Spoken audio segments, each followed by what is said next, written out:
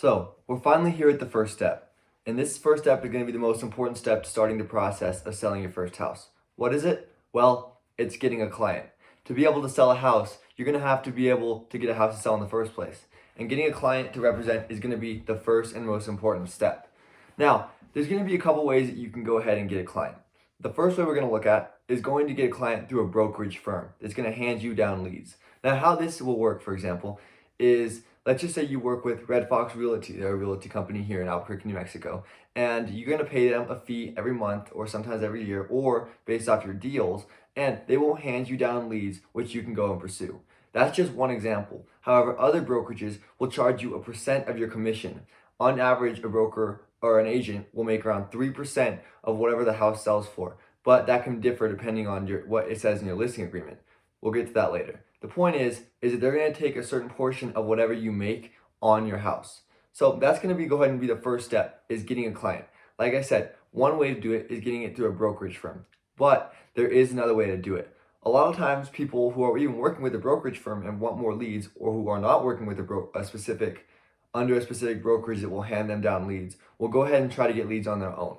There is a couple ways that you can do this. One way is advertising on Zillow.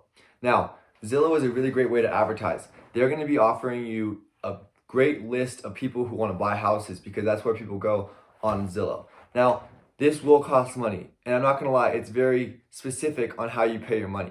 I cannot just give you a specific number and tell you how much that they're going to charge you because it's different based on your zip code. And this is where it gets important. Based off the zip code, Zillow will look at how much each house is selling for, and then they're going to charge you, depending on that, a certain amount for those leads. So if you're looking at a zip code where it's maybe $30,000 or $300,000 to sell a house, then they're going to be charging you more for those leads compared to a place where the houses are only selling for $100,000. Now, on Zillow, another important step is going to be making sure that your profile looks good. Because just because they hand you down a lead doesn't mean that you're actually going to get that client. The client can look at your profile and see how experienced you are, and a lot of times clients are going to want experienced brokers. If this is your first house, that's okay. It just might take a couple more people, and it might take a couple more phone calls to get those first clients. But after you get your first clients, you're going to be on your way to having a very successful real estate career. Now, another thing about Zillow is that it's also going to be very important that you get quality leads. A lot of times you can get 30 leads for Zillow, and if only 15 of them turn out, then you're not going to, that's a 50% turnover rate, not great for how much you're paying.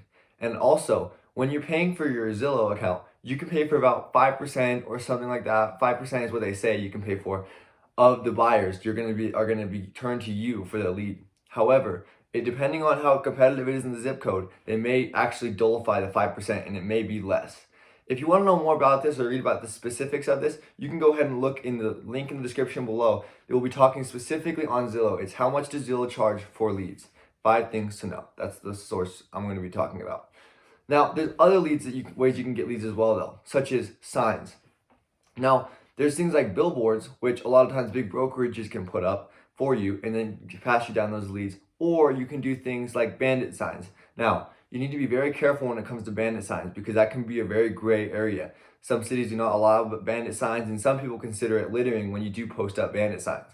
Now, you need to look at the specifics of bandit signs and see if they're working, but in some cases you are allowed to put up bandit signs that say, I will sell your house, or willing to sell, if you're looking to sell, call me, things like that. You can put on a bandit sign. But like I said, if you're into that, you're going to need to do a little more due diligence and research into that. I'm just offering that as a way you can possibly get clients. Now, the third way you can get clients is through direct mail marketing.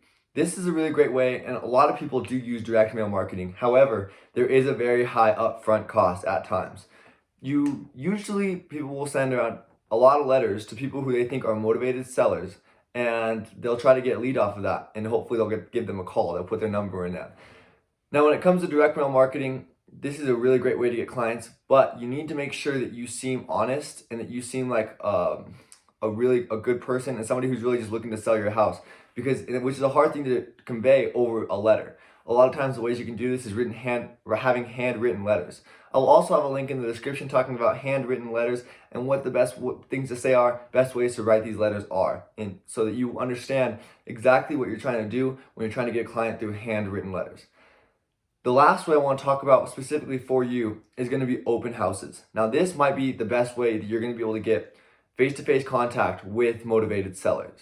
How this is going to work a lot of times is a lot of times your friends in real estate or other realtors are going to have open houses, and they're not going to always want to be there at the open house.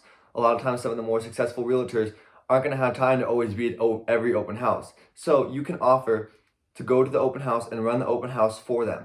Now, when you do this, the first thing you're going to want to do is knock on people's houses in the neighborhood and let them know you're having an open house. Tell them what's going on and tell them, hey, if you're interested in selling your house, I can also give you a good CMA, which is the next step, current market analysis of their house. Kind of sell them on why you can sell their house.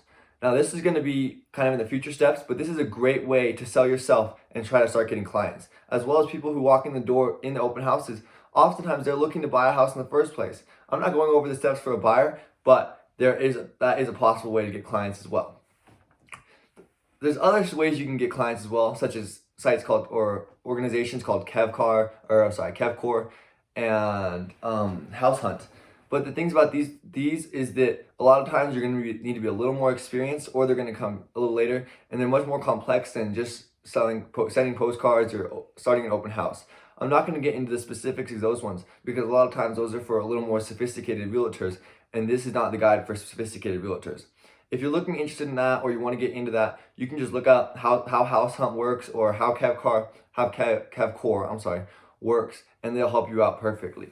Now, the last thing I need to go over is when you get your client, when you talk to your client for the first time or on the phone for the first time, there's a little bit of information you're going to need to get right away. And that's just going to go ahead and be like the square footage of the house if they have it. If not, no big deal. But mainly you're going to need to get like the beds, the baths, and the garages. This is going to be extremely important, as well as the address. These steps are just necessary right away when you meet your client and you know that you're going to be working with them or possibly working with them. This is going to be the information you're going to want to get. You're going to need to get their beds, their baths, and their garage. Thank you.